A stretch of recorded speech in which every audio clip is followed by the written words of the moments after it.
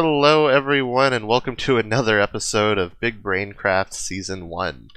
We're starting off the episode today at the raid farm because I need to pick up some totems. And we need a lot of totems. So you may not know this because I only started making videos a couple weeks into Season 1, but Ketz had the first death on the server. Man, Ketz already found it. You already found a village? Dolphins. That's my mission in life. I need a village. Oh no. First Ketz is the first to die. Because he's Get the wrecked. most brave in the beginning. I'm not even going there yet. So now that we have all these totems, Kaubee and I thought we'd commemorate that occasion by presenting these to someone that could use them. So let's go meet up with Kaubee and Ketz. So Quetz, we actually have a prize for you for a contest that you didn't enter, but yet you won. He didn't even know he was part of it. You didn't even know you were part of it. In fact, I didn't even know that we were going to do a contest until just recently, but I don't know if you remember this, but you actually got the first death on the server. So congratulations. Yeah, So Congrats, so man. for that achievement, we have this for you.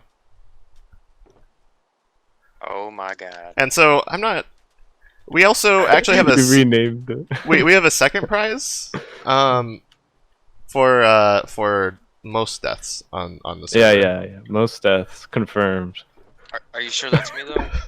I'm not 100% sure, but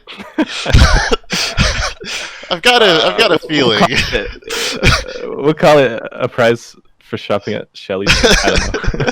Yeah. No. That's amazing. It's kind of funny that you said you're working on a raid farm because we're like, oh, Yeah, what's the point now, right? well, emeralds, I guess. Nah. Yeah, so just always keep those two in your hand, and you'll be fine. Thank you so much. Yeah. No hate, but yeah, no problem. we have like a lot of. Y'all low key totems, so. roasted me. Yeah, I mean, we only do it because we know you're strong enough to handle it, right? True. And I just died today too. I lost all my gear. Oh no. Really? All of it. Another elytra? No wings. Another elytra? No wings. Okay. So Well, I have to go mining. how many diamonds in elytra did we make from you? Over 100 for sure. All right. So yeah, you definitely deserve those totems. You've paid for them in one way or another already, anyway. So Your base looks amazing, bro. yeah, That's it really so good. does. I mean, it's kind of random, I'm jealous of it, though. but what is Can it? I Though? can I move into it? Sure. Okay. I want to live on the floating scaffold. Okay. All right. Hey, what about these chokers? You want them? No, they're yours. Nah. Nah, too late. Never mind. I don't want them anyway. Thank you guys. Yeah, It's no problem, amazing. man. Alright. So that was a fun meeting. In all seriousness, though, I really admire Ketz's attitude towards dying in the game. I know that when I die, it can really sour my mood, but I've never really seen him complain or get discouraged when he dies. He just accepts it, gets new gear, and continues on. And I think we can all take a lesson from that. At the end of the day, it's a game, and we play in survival, so death is just part of that experience. So thanks for being such a good sport, Ketz. So what we're going to work on now is something that's been a long time coming. I really like our little storage area here, but we've kind of outgrown it at this point. And given that I don't have the best inventory management skills, as some of you may have noticed, I end up manually sorting a lot of stuff that accumulates in my inventory or just in random shulker boxes. So I really want to do something I've never done before. Let's sort every item in Minecraft, or at least every stackable item. To give a little background on this project, we're here in my rather messy creative testing world. So this is what's known as an item categorizer. And the idea behind the categorizer concept is that you can have multiple items that get sorted into a single slice. So So you can have up to 54 items, in fact, compared to sorting systems that use design like the Impulse SV item sorter, which are limited to sorting a single item per slice. And speaking of Impulse, if you've been following us HermitCraft Season 7 series, you might already be familiar with this concept, as it's what he uses for his main storage in his base. As far as I know, the original concept for the item categorizer was developed by Maizuma Games. This specific design was developed for Bedrock Edition by Jonathan Peters and includes some improvements that I think are unique to this design. And I'll include a link to his channel in the description. And so the differences between, or at least the main difference that I know of between Jonathan Peters' design and the Maizuma Games design is that you'll see in these index chests, which are what define what goes into each slice, you can see we just have a single item and that there's no filler items. And so in Maizuma's design, the way that it determines whether an item's been picked out of the chests by the minecart, by the index chest, is it reads it with a comparator. And so if you're kind of familiar with how those kind of systems work, you have to have a constant signal strength from the comparator. And so you have to have filler items depending on how many items to sort that you actually have in here. So this is a little bit different because rather than using a comparator and reading the signal strength out of it, it just uses an observer to detect whether an item has been taken out of the chest. Because if an observer observing a chest will detect that there's been an update if an item has been added or removed from the chest. And so the idea here is that you have items in here that define your categories. So I think we just have like these two categories defined. You put your items in this input chest. The system detects that there's things in the input chest and launches this hopper minecart. The hopper minecart will travel underneath this chest and pick up a single item out of that chest. So it'll come around here, and because in this hopper minecart you can see there's only this one inventory slot, which is going to have, you know, one item in it. So that hopper minecart's going to come along here, and the first chest, or really any chest that it comes along, so you can only have one item of a given type in any one of these index chests, but the only items that it'll be able to pull out of these index chests are ones that stack with that item that's in the hopper minecart.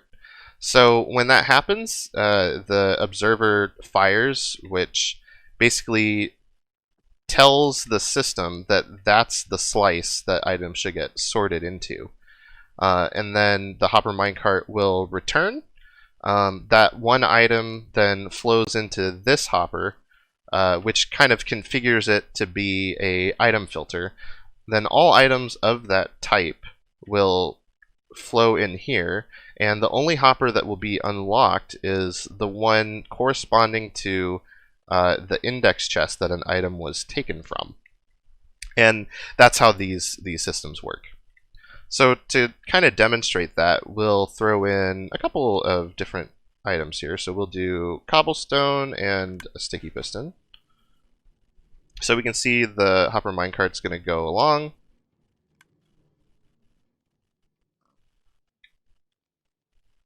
If we look here, we can see the cobblestones being taken out, and it should be flowing into this chest here.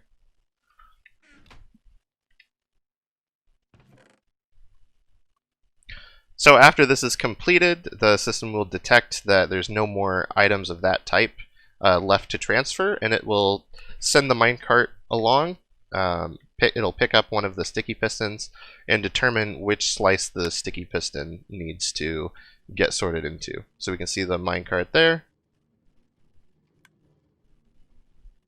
We can see this hopper is unlocked based off of this texture pack. We can see those items are flowing out there and are flowing into here.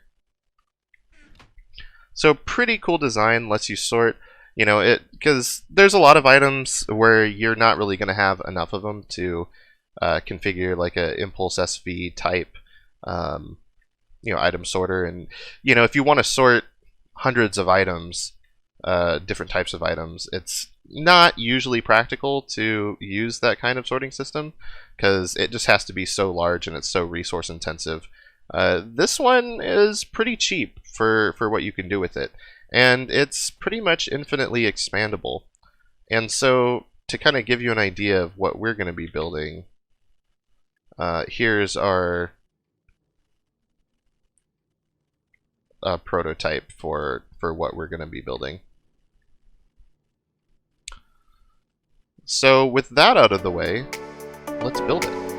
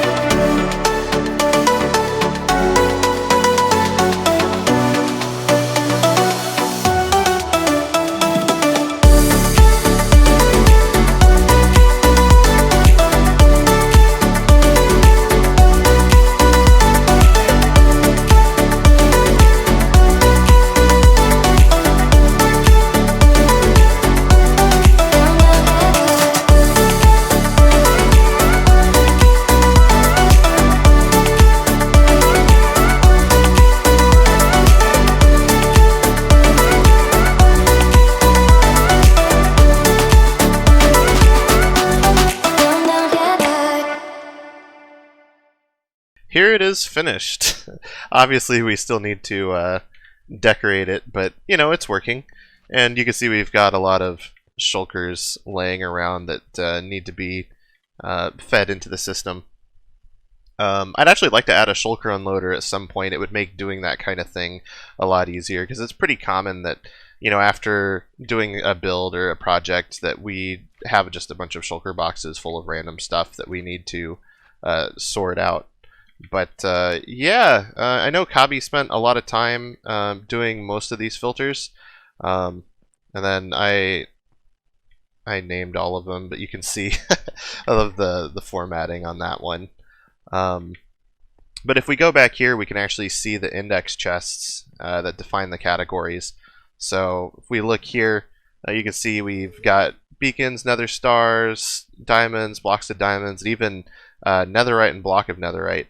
Kaubee actually, I think, spent a decent amount of time getting enough netherite just so that we'd have a block of netherite for the sorting system. If we come over here, you can see where we filter out every color of wool, every color of carpet, every color of dye. We've got every flower. And then probably the most ridiculous thing that we have here is this one, which Kaubee went and gathered every type of coral and dead coral. There's a lot more variations than I was initially expecting. But we've got them all, so if we ever have some, then we can just throw it in here and it'll sort it all out for us. So I think that's everything for today. I hope you had a good time. I know I did. And guess we'll see you next time.